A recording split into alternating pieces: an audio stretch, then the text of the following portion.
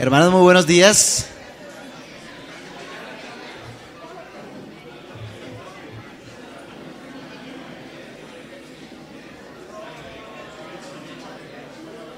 Los veo a todos muy sonrientes el día de hoy, hermanos. ¿Será por las elecciones?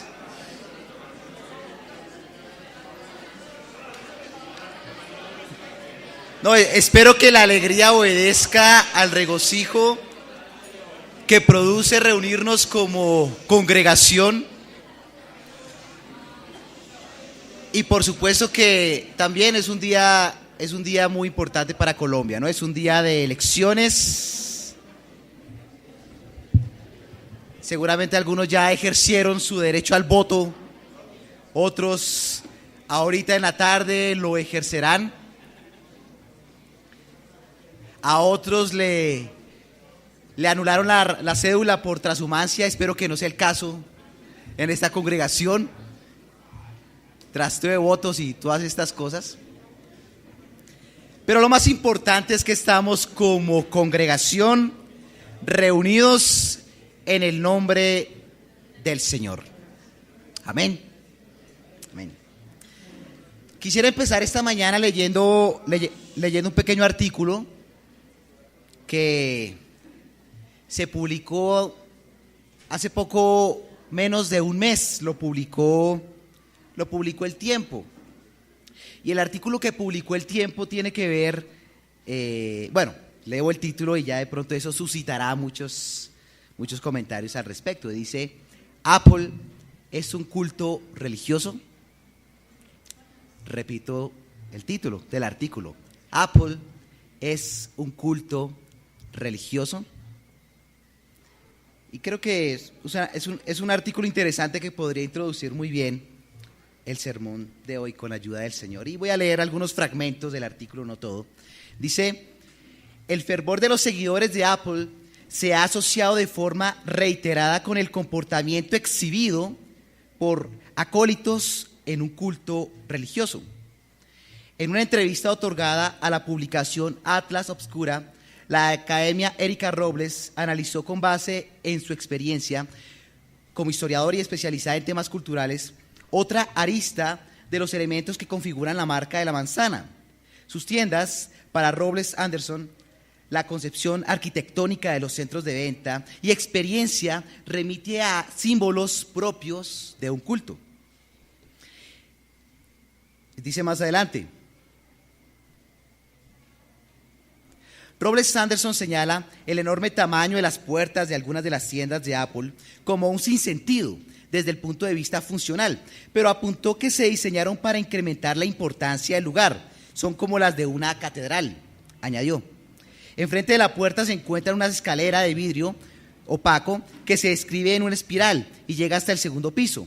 Según Robles Anderson, es una estrategia usada en los zigurats para crear un espacio que enfatiza en tu significancia cuando tú ingresas a un recinto sagrado. La escalera se ve en una relativa lejanía y lleva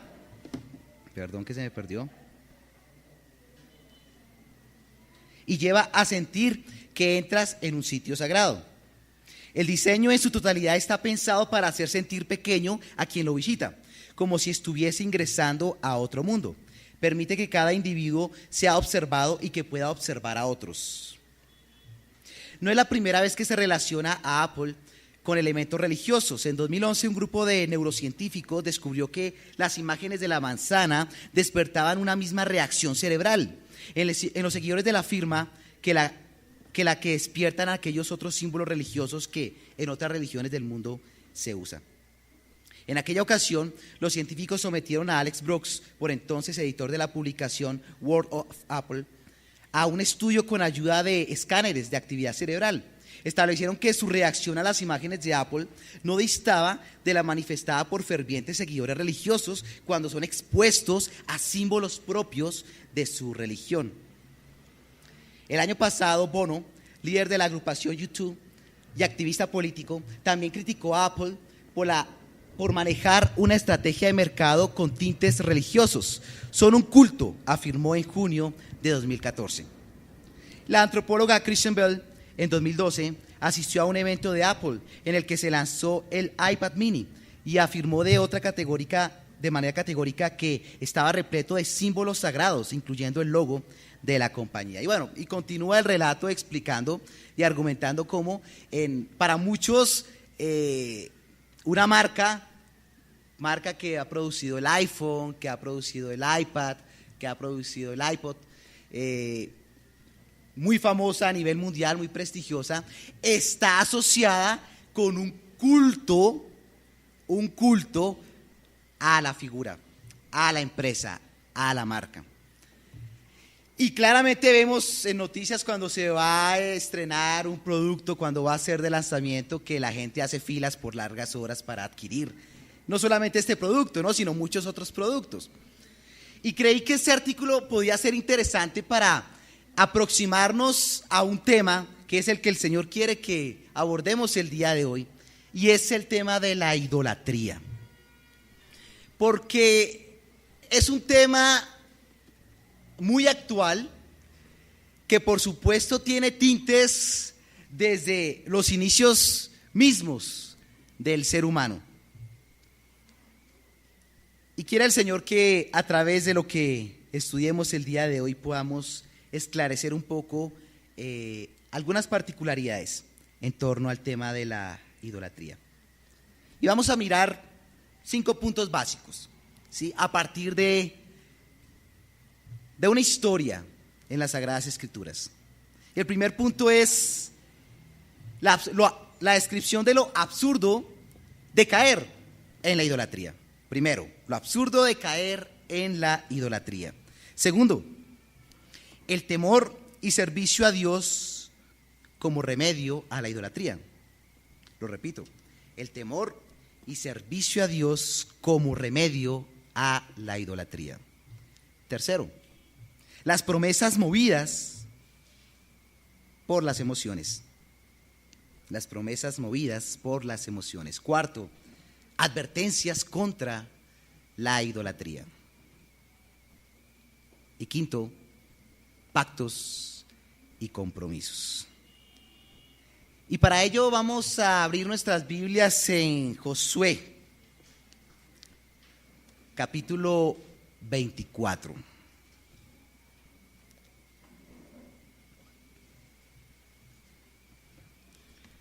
Josué, capítulo 24.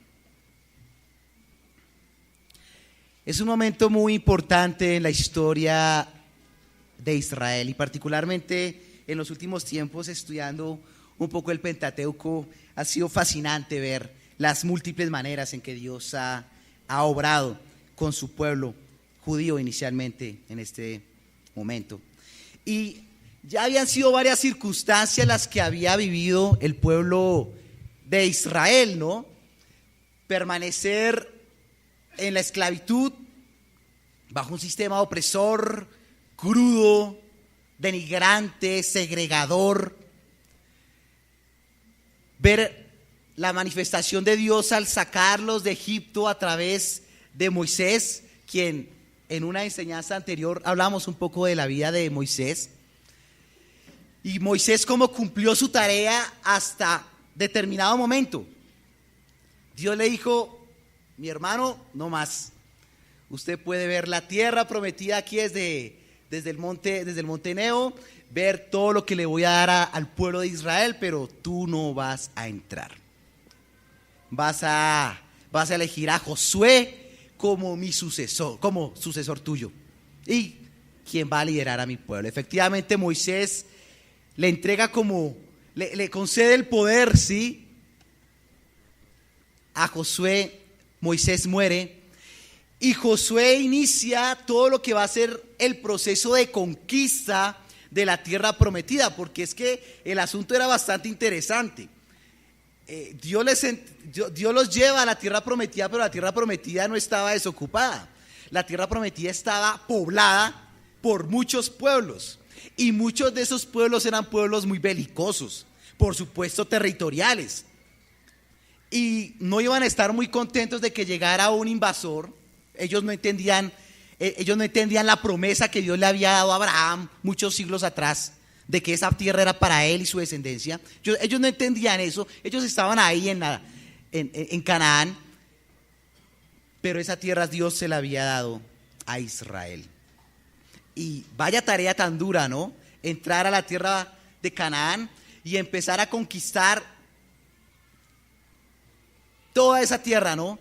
Guerreando con los diferentes pueblos. Fue un reto muy fuerte el que tuvo que vivir Josué. No es que Moisés se la haya dejado fácil, ¿no? Moisés estuvo 40 años en el desierto y ya cuando estaba listo ahí sí le dejó a Josué la tarea de entrar. No, a Josué le tocó algo bastante complicado, que fue conquistar la tierra. Dios bendijo el trabajo de Josué y a lo largo de todo el libro de Josué ustedes pueden ver cómo Dios respaldó una y otra vez a Josué y a todo el pueblo de Israel para hacerse a la tierra prometida. Y Josué 24 ya es el final de esa parte de la historia. Josué ya está anciano, Josué ya está cansado, Josué ya había hecho la tarea que Dios le había encomendado. Y pues cual viejo que quiere hablarle a las nuevas generaciones, pues Josué va a hacer lo siguiente. Y vamos a mirar el versículo 1.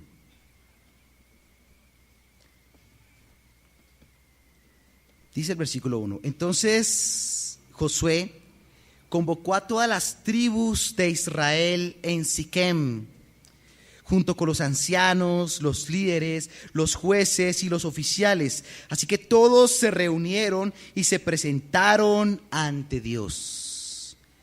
Josué le dijo al pueblo, estoy leyendo la nueva traducción viviente. Y Josué le dijo al pueblo, versículo 2, esto dice el Señor, Dios de Israel. Hace mucho tus antepasados, entre ellos Taré, el padre de Abraham y Nacor, vivían del otro lado del río Éufrates y rindieron culto a otros dioses. Empieza Josué a reconstruirle la historia a todo el pueblo reunido ahí en ese momento, en Siquem, un lugar muy simbólico, un lugar muy representativo para la historia judía. Ahí lo reúne y les empieza a contar de dónde él formó a la nación de Israel. En este momento eran cientos de miles. Algunos hablan de más de 2 millones de personas en el momento. No sabemos cuántos había, pero eran muchos. Y Dios le empieza a recordar que su padre, o sea Abraham, el padre de todos los judíos, había sido llamado por Dios. Les explica que Abraham fue llamado del lugar en donde surgió la civilización humana, que fue en Mesopotamia. Los estudios históricos empiezan a datarse desde la invención de la escritura. Y los registros más antiguos escritos datan casualmente de la época en la que es llamado Abraham, o por lo menos muy próxima a la llegada de Abraham. El origen de la civilización se da en Mesopotamia, al otro lado del río Éufrates. Allí donde nació la civilización, allí donde nacieron las leyes, allí donde se constituyó la sociedad compleja, allí donde de alguna manera se formó el sistema mundial. De allá fue traído Abraham. De un sitio donde había una fuerte tradición politeísta. Y eso nos hace pensar en algo muy interesante. Dios está volviendo a los rudimentos para explicarle a su pueblo a través de Josué que la conformación del pueblo de Israel no se dio por algo particular de Israel. No fue algo bueno que haya hecho Israel. Abraham, que pertenecía a una familia de un pueblo pagano que era politeísta, fue llamado por Dios, fue escogido por Dios, fue sacado de su tierra y de su parentela, y a quien se le hizo una gran promesa: de ti haré una gran nación. Versículo 3. Pero yo tomé a tu antepasado Abraham de la tierra que está al otro lado del Éufrates y lo guié a la tierra de Canaán. Le di muchos descendientes por medio de su hijo Isaac.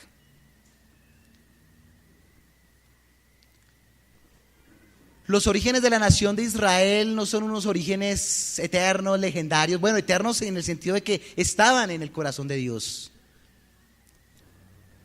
Pero Israel no era eterno. Había tenido un inicio. Fue escogido por Dios.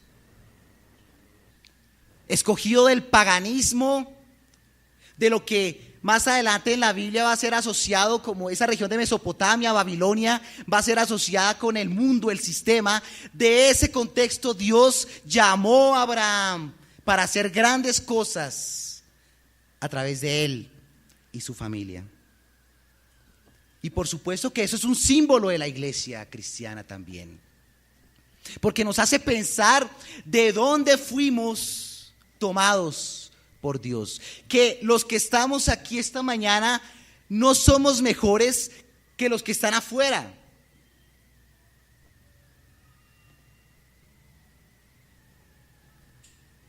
Que lo vil y menospreciado escogió Dios. Versículo 4. A Isaac le di a Jacob y a Esaú.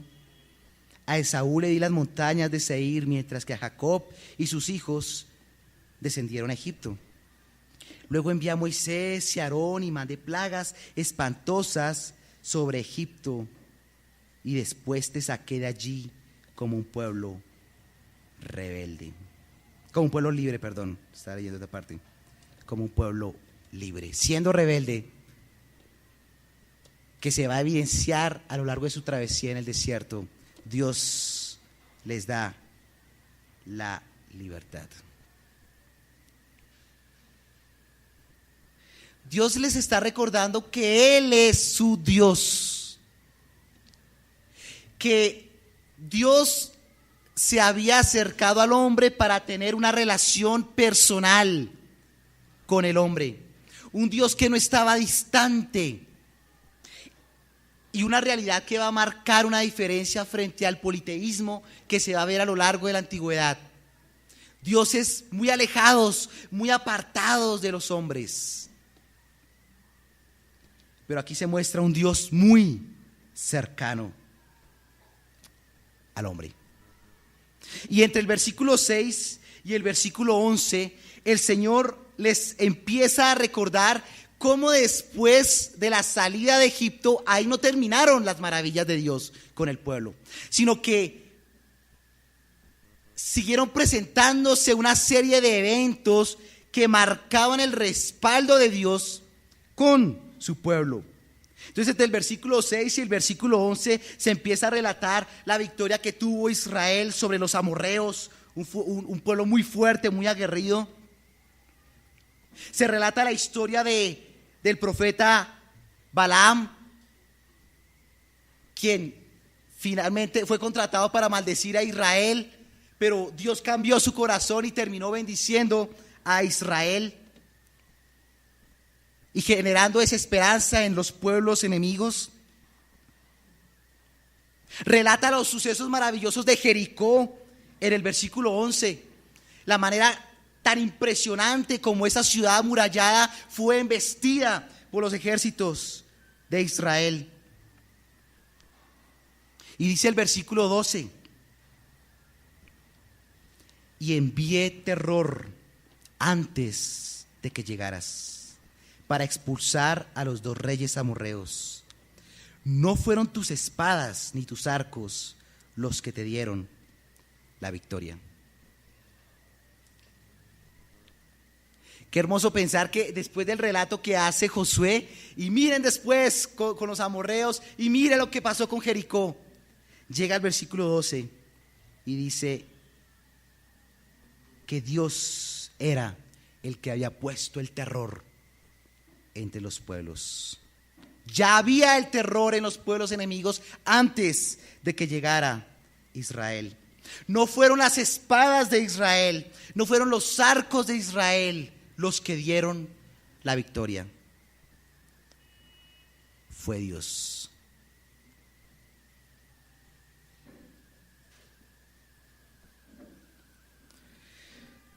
Josué le recuerda que Dios le había enseñado al pueblo grandes lecciones. Les había enseñado a trabajar, les había enseñado a esforzarse, les había enseñado a luchar, pero les había enseñado a depender también de Dios. Qué interesante poder ver este versículo y darnos cuenta cómo Dios iba delante del pueblo.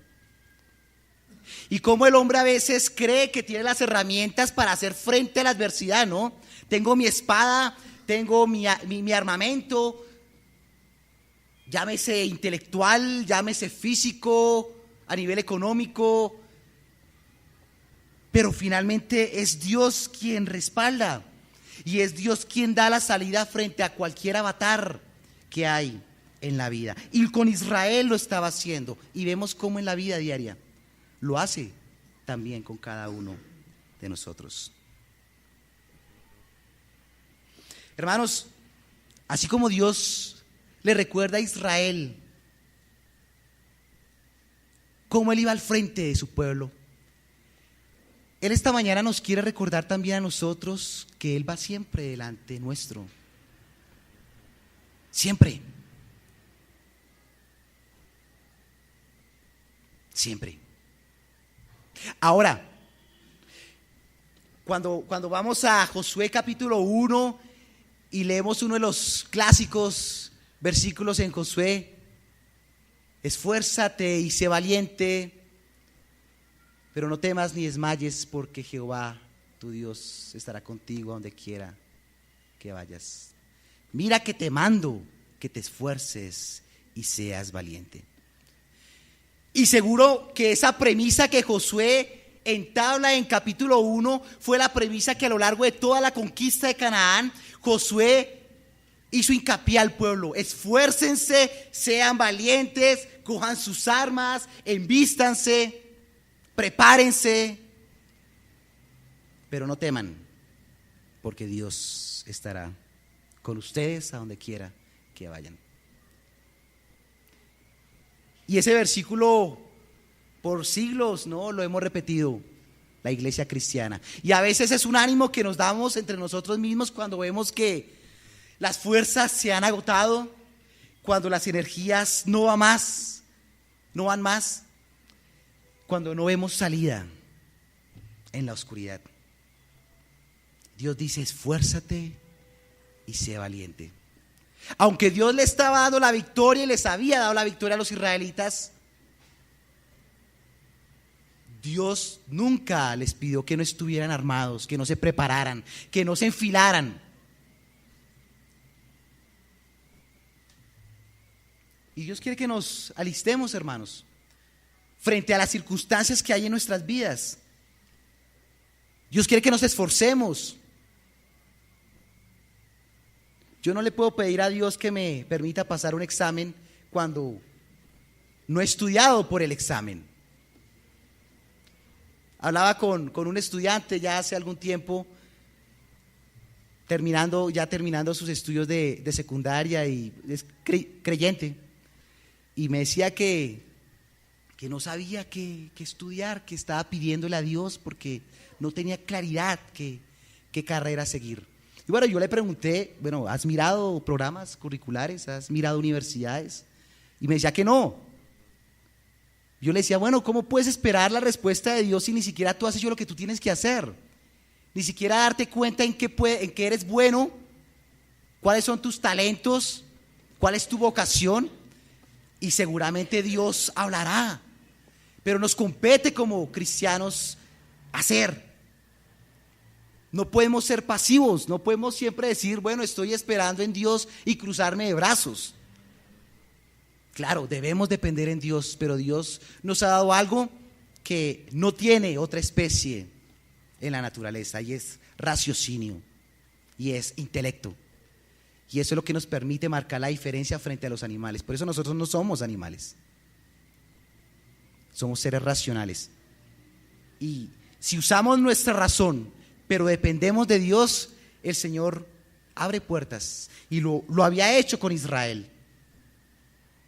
Habían empuñado las armas, pero a través de Josué se les había enseñado, aun cuando estar listos, confiar en el respaldo de Dios. Versículo 13.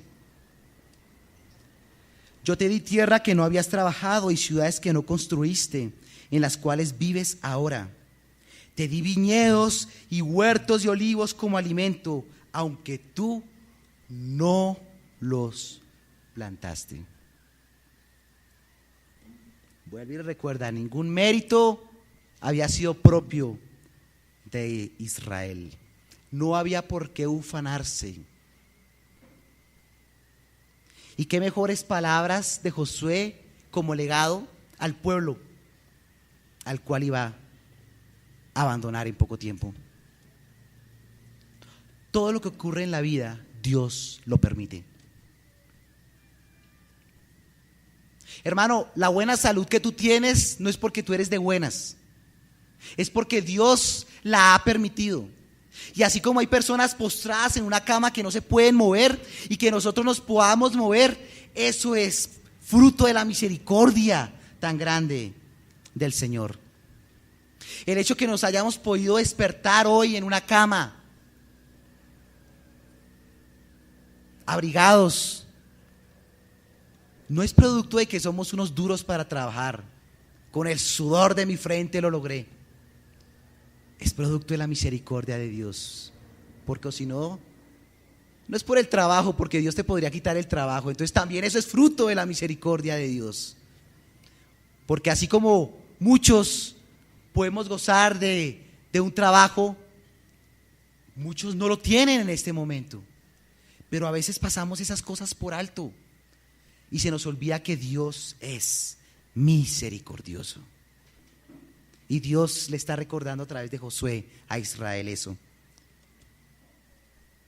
Viñedos que tú no plantaste, huertos, sitios que tú no construiste, yo te los he dado. La misericordia del Señor. Versículo 14. Por tanto, teme al Señor y sírvelo con todo el corazón. Echa fuera para siempre los ídolos que tus antepasados adoraron cuando vivían al otro lado del río Éufrates y en Egipto. Sirve únicamente al Señor. Decíamos que el primer punto era lo absurdo de la idolatría. Y aquí empieza a cobrar muchísimo sentido. Que ya vamos a ahondar un poquito más en eso. ¿Qué sentido tiene la idolatría cuando vemos que hay un Dios que lo controla todo y que está pendiente de sus seres creados?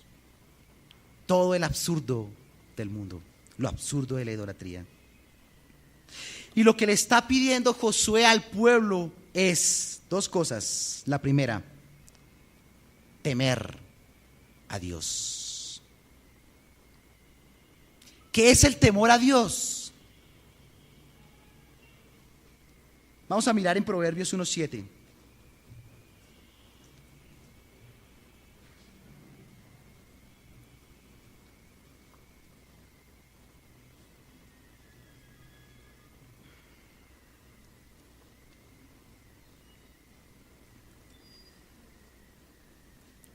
Proverbios 1:7. El temor de Jehová es el principio de la sabiduría. Lo repito. El temor de Jehová es el principio de la sabiduría. Pero los insensatos desprecian la sabiduría y la enseñanza. Y les voy a leer otro pasaje, no lo busquen por favor. Está en Isaías 7:1. Isaías 7:1 dice: a Jehová de los ejércitos, a Él santificad. Sea Él vuestro temor y Él sea vuestro miedo. Sea Él vuestro temor y sea Él vuestro miedo. Muchas de las palabras originales traducidas como temor en la Biblia, en el Antiguo Testamento, son palabras que en el original están asociadas con palabras como miedo, terror y pavor. Y por supuesto que existen otras palabras que están asociadas con el respeto y la honra.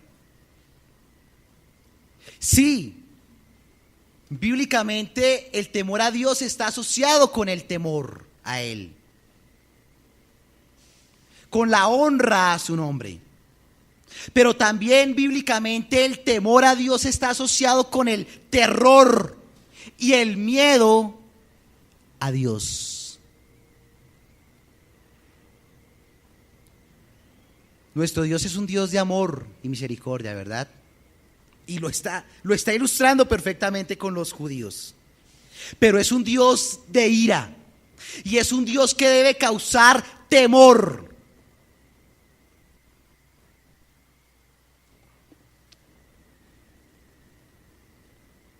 ¿Has estado en un sitio donde asustan?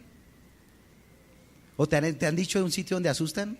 Uy, por allá no entre porque eso es que se escuchan voces, golpes, pasos. Y entonces le dicen a uno eso y uno como que preciso queda solo en el sitio y uno empieza como que empieza a sentir un temor profundo, una angustia. Claro, la presencia maligna nos da temor, ¿verdad? Hermanos, pero la presencia santa de Dios, ¿por qué no produce en nosotros ese temor?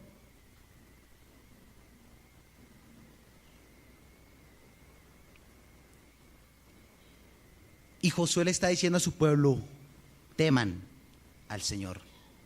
Hay un cántico muy bonito que entonamos aquí en la iglesia que se llama Tu Mirada. Y ese cántico melódicamente es muy lindo. Y la letra es muy confrontante. Y dice ese cántico que tus ojos revelan que yo nada puedo esconder, que no soy nada sin ti, oh fiel Señor. Todo lo sabes de mí, aunque miras el corazón.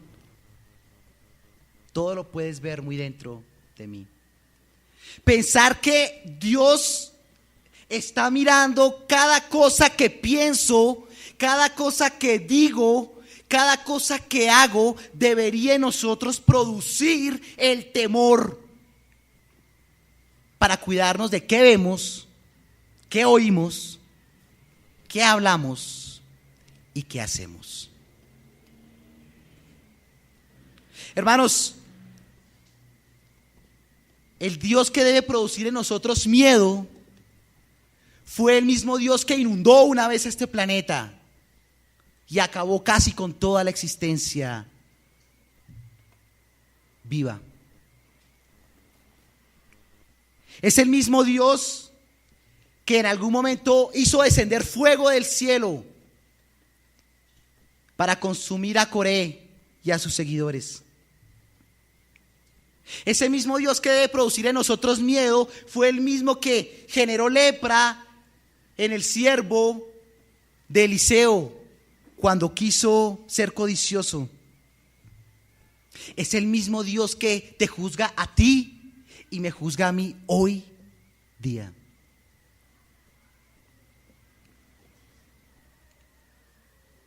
Hermanos, nos debe producir terror la presencia del Señor. Y nos debe confrontar lo folclóricos que muchas veces somos en la vida cristiana. Porque apelando a la libertad cristiana, que muchas veces la malinterpretamos, hacemos con nuestra vida un poco de cosas que son reprobables delante de los ojos del Señor. Y claramente eso produce la ira del Señor. Josué le dice a su pueblo: teman, pero también les dice: sirvan a Dios. Se define el servicio como la contribución a la realización de una tarea por amor y devoción a quien la ha encomendado. Se define servir como la contribución a la realización de una tarea por amor y devoción a quien la ha encomendado. Dice Efesios 2:10, no lo busquen, lo voy a leer. Efesios 2:10. Él nos creó de nuevo en Cristo Jesús, a fin de que hagamos las cosas buenas que preparó para nosotros de tiempo atrás. Dice Colosenses 3:23 y 24. Y todo lo que hagáis, hacedlo de corazón como para el Señor y no para los hombres, sabiendo que del Señor recibiréis la recompensa de la herencia, porque a Cristo el Señor servís. Bueno, ¿de qué manera el servicio es una contribución a la realización de la tarea por amor a Dios?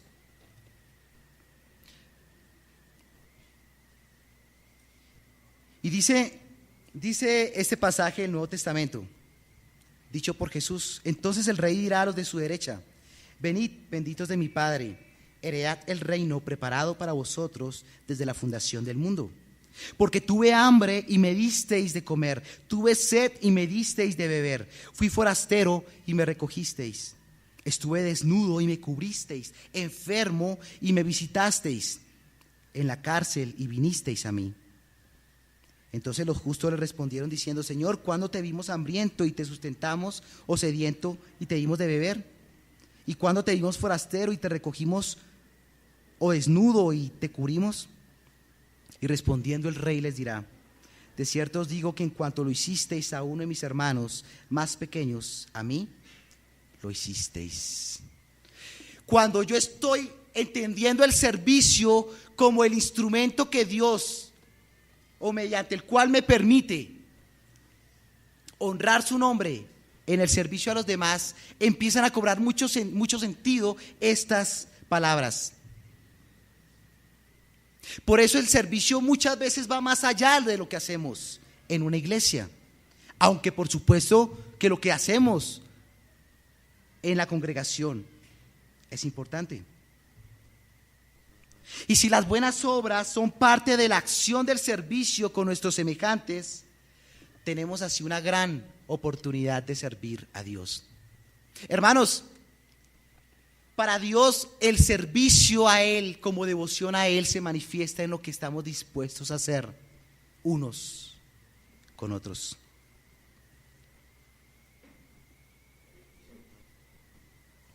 Eso es el servicio. Y lo que Josué le estaba diciendo a su pueblo es: teman a Dios y sírvanle. Y claro, parte de las actividades del tabernáculo, los sacrificios, son parte de todo ese andamiaje. Pero llegó a tergiversarse tanto que para Dios eso terminó siendo insuficiente, absurdo. Porque el verdadero servicio se muestra en el amor al otro.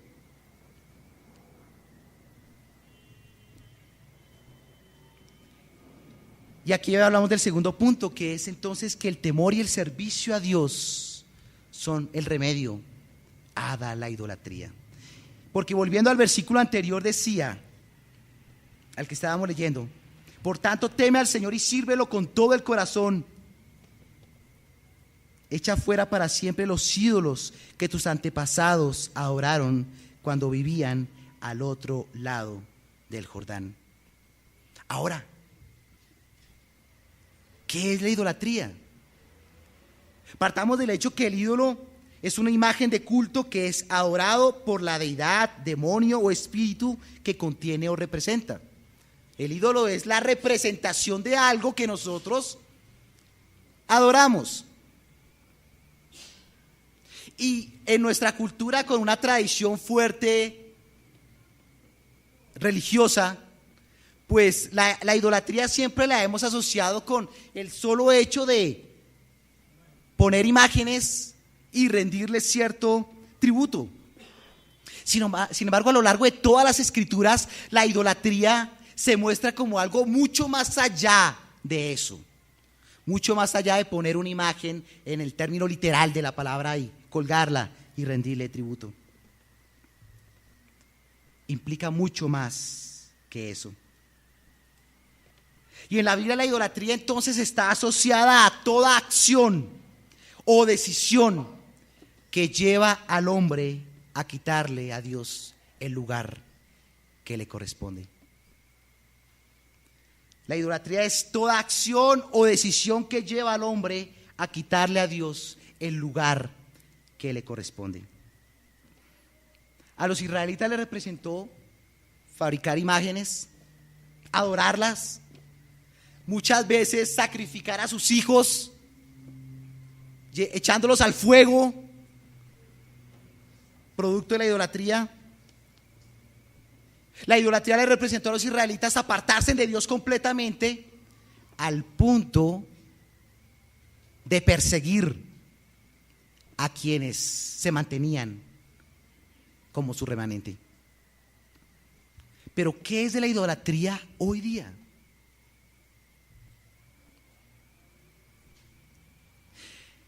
Y volviendo al artículo con el cual empecé leyendo, con el cual empecé ese sermón, podemos darnos cuenta que prácticamente cualquier cosa en el siglo XXI puede constituirse en un ídolo. Hermanos, si el Señor hoy nos está invitando a que miremos cuál es el ídolo que hay en nuestra vida, ¿qué es aquello que está ocupando el lugar que le corresponde ocupar a Dios? ¿Acaso es el dinero? ¿Puede ser el dinero un ídolo? Claro que sí. Dice las Escrituras, la raíz de todos los males es el amor al dinero. Y recordamos la historia del hombre rico, ¿no? Cuando el hombre dijo, Señor, yo te voy a seguir al infinito y más allá, como dice Buzz Lightyear, ¿no? Y el Señor le dice, bueno, listo, vende todo lo que tienes y sígueme. Y ahí sí, ay, la vio difícil. Por supuesto tenía algo más importante, había algo más importante en la vida de este hombre rico. El dinero puede ser un ídolo y nos puede apartar del Señor. El deporte puede ser un ídolo. Por supuesto que sí. Por supuesto que sí. Hay hogares que se han destruido porque el hombre, el único día que tiene para estar con su familia, se va para el estadio y está todo el día y su vida, su razón de ser es su equipo de fútbol. Es la verdad. Tristemente, el fútbol o el deporte en general se puede convertir en un ídolo. Cuando vemos estos jóvenes que se matan por una camiseta y uno apuñaló al otro y lo mató, aquí vemos algo que se sale aparentemente de nuestra lógica, ¿no? Pero es producto de la idolatría porque eso es todo. La música se puede volver un ídolo.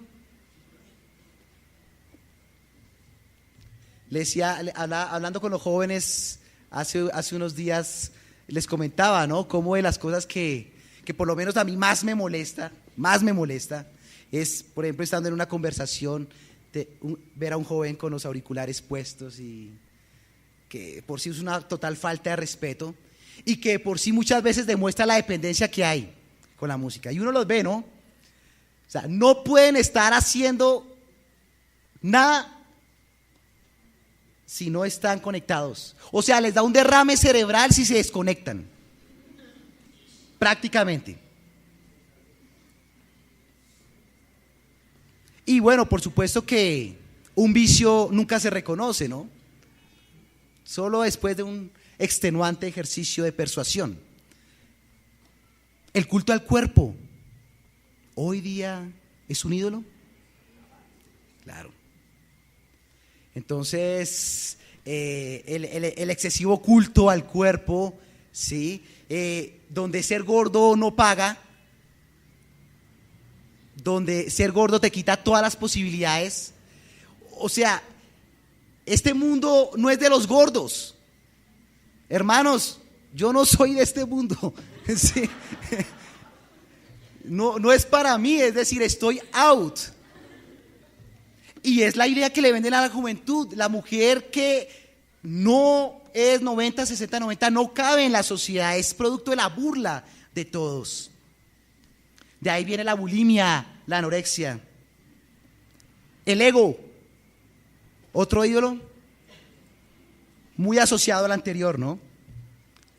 Y vemos cómo la perspectiva del culto al ego se ha potenciado en los últimos años gracias a las redes sociales. Estaba con los estudiantes que les dicto en universidad hace unos días recogiendo unos trabajos, me debían enviar unos trabajos al correo. Uno de los estudiantes, bueno, no había conexión a internet, no me podía entregar el trabajo por correo electrónico, me entregó la USB, me dijo, profesor, le dijo la USB, ahí está el trabajo, por favor, mire, por favor, tenga misericordia, le recibo la USB, efectivamente la pongo en mi computador, no la había guardado en una carpeta, sino estaba ahí dentro de cientos de archivos. Y vaya sorpresa tan impresionante cuando los cientos de archivos eran fotografías del tipo en todas las poses, todos los perfiles, donde en una ceñía la ceja, en la otra la bajaba, qué cosa tan horrible. Y creo que nos reímos, hermanos, porque lo vemos, ¿no es cierto? Pasa. Y podemos coger el celular de alguien, de un joven particularmente, y vemos 100 fotos en el mismo sitio, prácticamente haciendo la misma pose, que no es la misma pose. En una cierra el ojo y la otra la abre. Sí, es diferente. Pero hay un culto al ego. Por supuesto, no estoy hablando, bueno, otro ídolo, celular. Y leyendo algunos estudios del uso del celular es impresionante, ¿no? Me miraba uno donde se hizo una encuesta entre 2,000 personas y dentro del rango de 2,000 personas el 98% aseguró tener un celular. Y dentro de ese 98%, el 72% afirmó tener un smartphone, ¿sí? Un teléfono inteligente. El 51% dentro de ese 98%, ¿sí? Confesó sentirse ansioso, ansioso, enfadado, triste, al no poder mirar cada determinado tiempo su celular.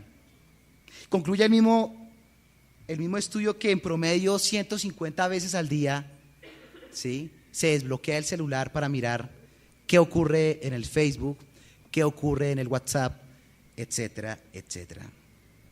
¿Se puede convertir un ídolo? Por supuesto. Una relación con otra persona, ¿se puede convertir esa persona en un ídolo? Por supuesto, ¿no? Claro, pasa con los más jóvenes y es como los casos como más frecuentes, ¿no? Pero es masificado. Y cuando el joven le dice a los padres que es que yo no puedo vivir sin él, es que me voy a morir, es que él es mi todo, y los papás no están de acuerdo, pero aún así sigue empecinado, es un síntoma de que hay idolatría. ¿El ministerio se puede convertir en un ídolo? También. El estar metidos aquí 24 horas al día no es garantía para que tengamos la doble aureola, hermanos. Tampoco lo es. Y el servicio, el ministerio incluso, muchas veces se puede convertir en un ídolo y nos puede terminar desenfocando de quien debe ocupar el primer sitio en nuestras vidas, que es el Señor. Y recordamos la historia de Marta y María, ¿no? Cuando Marta estaba ahí alistando la cocina y preparando los alimentos, y María sentada a los pies de Jesús, y Jesús le dice a Marta que la mejor decisión la había tomado su hermana. Hermanos, la palabra de Dios nos advierte de la idolatría. Hijitos, guardaos de los ídolos, dice Jesús a sus discípulos en 1 Juan 5:21. En 1 Corintios 10:14, por tanto, amados, huid de la idolatría. Versículo 15. Pero si te niegas servir al Señor, elige hoy mismo a quién servirás. ¿Acaso optarás por los dioses que tus antepasados sirvieron del otro lado del Éufrates? ¿O preferirás a los dioses de los amorreos en cuya tierra ahora vives? Pero en cuanto a mí y a mi familia, nosotros serviremos al Señor. Versículo muy famoso, ¿no? Que muchos lo tenemos ahí puesto en la casa, pero que muchas veces más allá de eso no pasa. Y el Señor está haciendo esa serie de advertencias al pueblo de Israel para decirles: no vale la pena caer en la idolatría, no vale la pena que nada ni nadie ocupe el lugar de Dios. Tienen dos opciones: o van en pos del paganismo, de lo que el mundo ofrece, pero no sé ustedes, pero yo y mi casa serviremos al Señor. Hermanos, Dios quiere que dejemos la idolatría y reordenemos nuestras prioridades. Es un desafío que Dios nos hace hoy día, y hablo en este momento a los hombres, para poner en orden nuestra casa, para que lideremos nuestra casa. Y yo no puedo liderar en mi casa si no conozco mi casa. Y es una invitación que el Señor nos quiere hacer hoy a los hombres. Estemos pendientes, hermanos, de nuestras familias. A veces nos imbuimos en tantas cosas que le quitamos tiempo valioso a compartir con nuestra esposa, dejamos tiempo valioso para compartir con nuestros hijos, que son nuestro primer ministerio en la vida. Y por supuesto que si hablo de liderar, el liderar es integral. Y yo no puedo pretender liderar un hogar espiritualmente cuando mi vida espiritual está por el piso. Quien debe liderar el hogar para iniciar un devocional familiar debe venir del hombre. No estoy diciendo que la mujer no pueda hacerlo. Por supuesto que sí. Y gracias a Dios y muchas veces debido a la misma incompetencia del hombre, la mujer tiene que echarse al hombro eso. Pero la responsabilidad es del hombre. Enseñar las escrituras a los hijos no es responsabilidad de los profesores de escuela dominical. Es triste ver que muchas veces los niños se tanquean, es con lo que reciben el domingo, pero en la semana no hay absolutamente nada de estudio de la palabra. Qué triste, porque estamos dejando la responsabilidad a quienes están haciendo una gran labor, pero cuya responsabilidad primaria no debe ser ellos. Liderar espiritualmente es buscar espacios para la oración también. Y es difícil. Y en el caso de nuestra casa es muy difícil. Y luchamos casi todos los días con ello. Buscar sacar un tiempo para hacer un devocional familiar, estar los tres. Es difícil, y más cuando hay niños pequeños. Pero hay que hacerlo. O en la noche, uno cansado, llegando del trabajo, y poder estudiar la palabra de Dios antes de dormir. Es difícil, pero hay que hacerlo. Versículo 18. El pueblo respondió: nosotros jamás abandonaríamos al Señor ni serviríamos a otros dioses, pues el Señor nuestro Dios es el que nos rescató a nosotros y a nuestros antepasados de la esclavitud de la tierra de Egipto. Él hizo milagros poderosos ante nuestros ojos cuando andábamos por el desierto rodeados de enemigos, y Él nos protegió. Y de ahí en adelante el pueblo está prometiendo: sí, lo vamos a hacer, lo prometemos.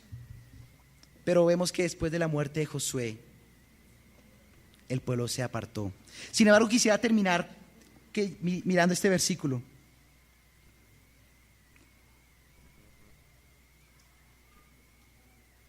Está en el versículo 31.